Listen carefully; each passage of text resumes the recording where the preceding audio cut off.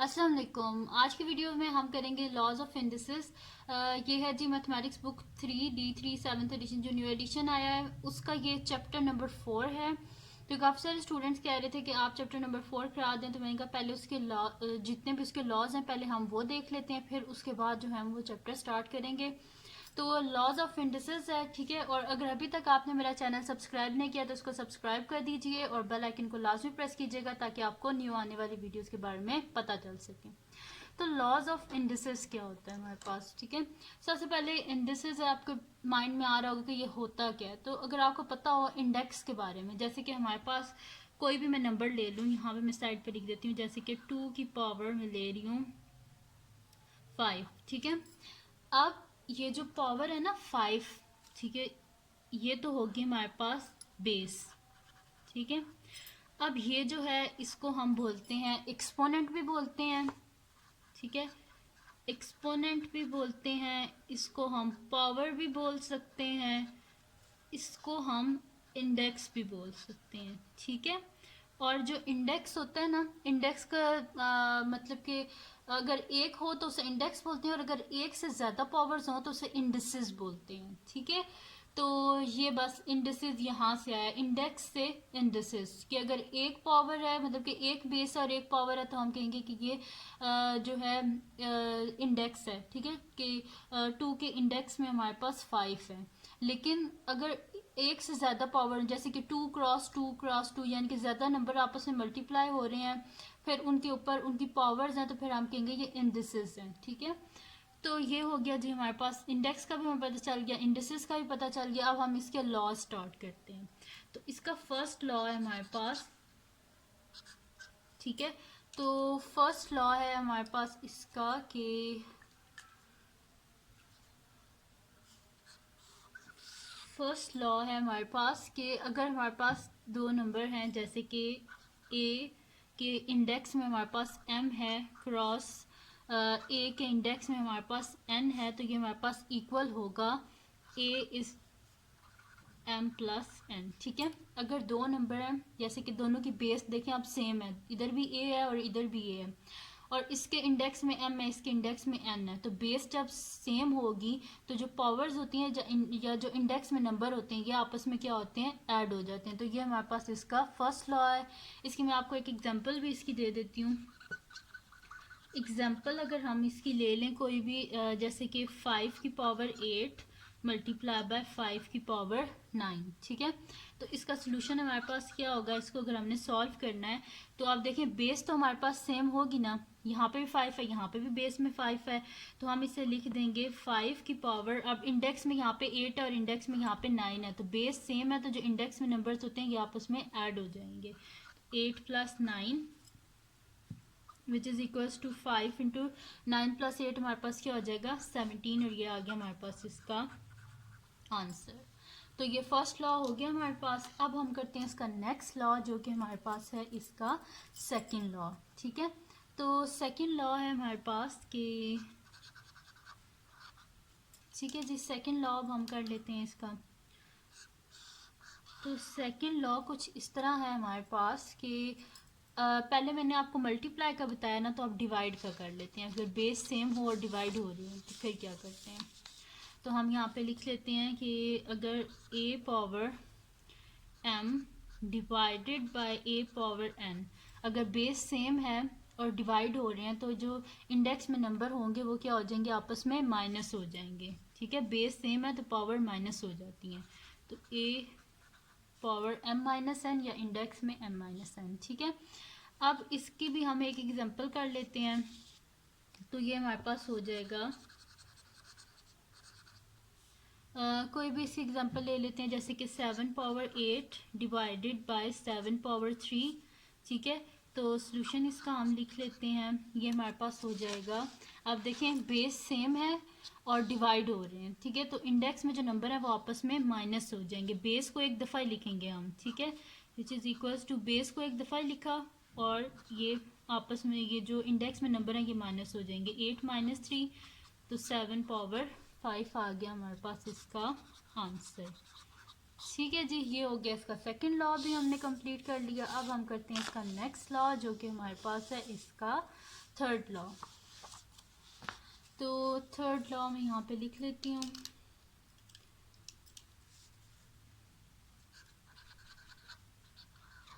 ठीक है जी, third law अब हम कर रहे हैं। तो थर्ड लॉ है जी हमारे पास कि अगर दो नंबर हैं, जैसे कि वो मल्टीप्लायर में यहाँ पे लिख के दिखा देती हूँ तो आपको ज़्यादा बेहतर पता चल जाएगा। जैसे कि हमारे पास अगर इस तरह है कि a के इंडेक्स में हमारे पास है m और होल पावर n है, तो ये हमारे पास किसके इक्वल होगी, a और इंडेक्स में क्या हो जाएगा, m मल्टीप्लाई बाय n क्या होता है, m n, तो पावर में आ जाएगा m n, या इंडेक्स में बोल रहे हैं हमारे पास m n आ जाएगा। इसका भी हम क्या करते हैं, एक एग्जांपल ले लेते हैं। जैसे कि मैं यहाँ पे लिख लेती हूँ कि मेरे पास है 5 की पावर, यहाँ पे या इंडेक्स में चलें क्योंकि इंडिसेस है तो इस वजह से 7, 5 के इंडेक्स में नंबर है हमारे पास 7 और होल की पावर कर लेते हैं 3, तो इसका सोल्यूशन हमारे पास क्या हो जाएगा, सोल्यूशन हम इसका इस तरह करेंगे कि इन दोनों को हम आपस में मल्टीप्लाई कर देंगे, तो ये हमारे पास आ जाएगा 5 और इसके इंडेक्स में हमारे पास आ जाएगा, इनको हम मल्टीप्लाई कर देंगे। ठीक है, तो मल्टीप्लाई करेंगे तो हमारे पास क्या आ जाएगा, 7 मल्टीप्लाई बाय 3। ठीक है, तो 5 और पावर में 7 मल्टीप्लाई बाय 3, तो 7 3 हमारे पास क्या होता है 21, यानी कि 5 की पावर 21। ठीक है जी, तो ये हो गया हमारे पास, इसका थर्ड लॉ भी कंप्लीट हो गया। मुश्किल नहीं है ये, बस इजी से है, बस आपको समझना चाहिए कि जब डिवाइड हो रहे होते हैं तो पावर फिर क्या होता है, और जब मल्टीप्लाई हो रहे होते हैं तो क्या इंडेक्स में क्या चेंजेस आते हैं, बस आपको ये इसमें ध्यान रखना है। अब इसका फोर्थ लॉ है हमारे पास।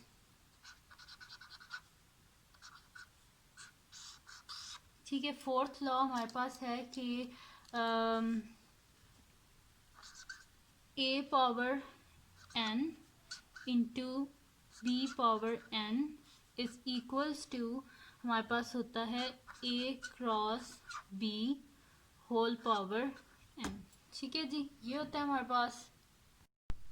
ठीक है जी, तो ये लॉ 4। अब इसमें क्या है कि अगर दो हमारे पास नंबर है जिनकी बेस क्या है, डिफरेंट है, ठीक है, लेकिन उनके जो इंडेक्स में नंबर है वो सेम है, तो फिर क्या हो जाएगा कि वो होल में आ जाएगा नंबर, जैसे होल पावर में आ जाएगा। सही है, जैसे कि हम इसकी एक एग्जांपल कर लेते हैं। ठीक है, और लॉ जो 4 है ना, इसको लिखने के दो तरीके हैं। फर्स्ट मैंने आपको ये करवा दिया, ठीक है, और सेकंड एक और मैं आपको बताती हूँ, वैसे भी इसको लिख सकते हैं। ठीक है, तो दोनों तरीके से मैं आपको करवा देती हूँ। फर्स्ट जो है इस तरह भी लिख सकते हैं। अच्छा, इसके हिसाब से मैं आपको इसकी एग्जांपल बताती हूँ। जैसे कि अगर हम लिख लें कि 2 पावर 4 मल्टीप्लाई बाय 7 पावर 4। अब देखें बेस डिफरेंट है लेकिन जो इंडेक्स में नंबर है वो सेम है, तो हम इसे कर लेंगे कि 2 क्रॉस 7 और होल पावर में जो इंडेक्स में नंबर है वो लिख देंगे, क्योंकि दोनों के इंडेक्स जो है वो नंबर सेम है। 7 2 क्या हो जाएगा हमारे पास 14 और 4 यानी कि 14 पावर 4, ये आ गया हमारे पास इसका आंसर। ठीक है, तो ये तो मैंने आपको फर्स्ट जो है फॉर्म बताई है लॉ 4 की। इसको एक और तरह भी हम लिख सकते हैं, वो भी मैं आपको बता देती हूँ। ठीक है, फर्स्टली इसको ऐसे लिख सकते हैं और इसको ऐसे भी लिख सकते हैं, जैसे मैं अभी आपको बता रही हूँ।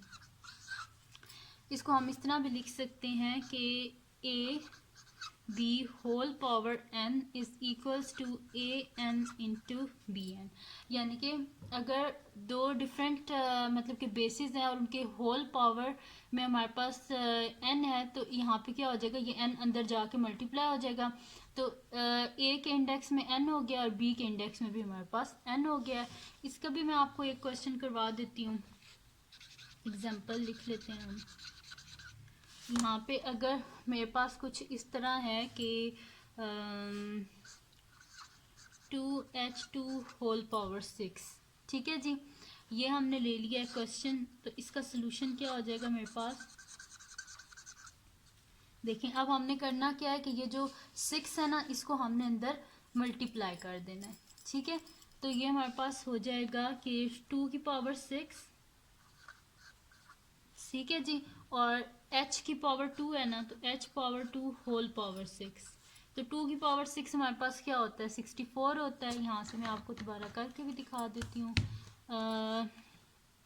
2 पावर 6 इज इक्वल्स टू 64। ठीक है, तो मैं यहाँ पे लिख देती हूँ 64 इंटू एच की पावर क्या हो जाएगी 2 into 6 which is equals to 64 into h की पावर 6 2 सा 12। ठीक है, तो ये आ गया हमारे पास इसका आंसर। लॉ 4 को लिखने के दो तरीके हैं, तो मैंने दोनों तरह से आपको बता दिया। अच्छा, अब हम करते हैं इसका लास्ट लॉ जो हमारे पास है, वो है इसका लॉ नंबर 5, और वो है हमारे पास के, ठीक है, लॉ 5 है अब हमारे पास। लॉ 5 है जी हमारे पास कि अगर लिखा हो हमारे पास इस तरह कि a डिवाइडेड, ठीक है, ए की इंडेक्स में हम n नहीं लिख लेते हैं, a n divided by b n is equals to a by b, और इंडेक्स में होल क्या आ जाएगा हमारे पास n आ जाएगा। सही है। अब डिवाइड है हमारे पास, तो डिवाइड को बेशक इस तरह लिखें या इस तरह लिखें तो एक ही बात है, और दोनों के इंडेक्स में n है, इस वजह से होल में n लिखती है। ठीक है, तो इसकी हम एक एग्जांपल ले लेते हैं। ठीक है, एग्जांपल में हम ले लेते हैं कि हमारे पास क्वेश्चन है 2/h होल पावर 5। ठीक है, तो इसको हम किस तरह करेंगे कि इसको हम कर लेते हैं, यहाँ पे सॉल्यूशन स्टार्ट कर लेते हैं। तो इसको हम कर देंगे, हमारे पास है कि 2/h होल पावर 5, तो इसको हम किस तरह लिख सकते हैं 2 पावर 5 इस तरह लिख सकते हैं ना। तो यहाँ पे लिख देंगे 2 power 5 divided by h power 5, ये जो ब्रैकेट है ये यहाँ पे नहीं आएगी, ये ख़त्म होगी है। ठीक है, तो ऐसे हम लिख सकते हैं। ठीक है, 2 power 5 divided by h power 5, तो 2 की पावर 5 हमारे पास क्या होते हैं, 2 पावर 5 क्या होते हैं 32, तो यहाँ पे हमारे पास आ जाएगा 32 डिवाइडेड बाय h पावर 5। ठीक है जी, ये हो गया हमारे पास सॉल्व इसकी जो लॉ 5 है वो भी मैंने आपको बता दिया है। ठीक है, और उससे रिलेटेड मैंने एक एग्जांपल भी आपको करवा दिया है। तो अगर ये वीडियो आपको पसंद आई हो तो इसको लाइक कीजिएगा, मेरे चैनल को सब्सक्राइब कीजिएगा, और बेल आइकन को लाजमी प्रेस कीजिएगा ताकि आपको न्यू आने वाली वीडियोज़ के बारे में पता चल सके। और अपने फ्रेंड्स के साथ भी इस वीडियो को शेयर कीजिएगा, और उनको बोलिएगा सब्सक्राइब कर दें, और दुआओं में याद रखिएगा। अल्लाह हाफ़िज़।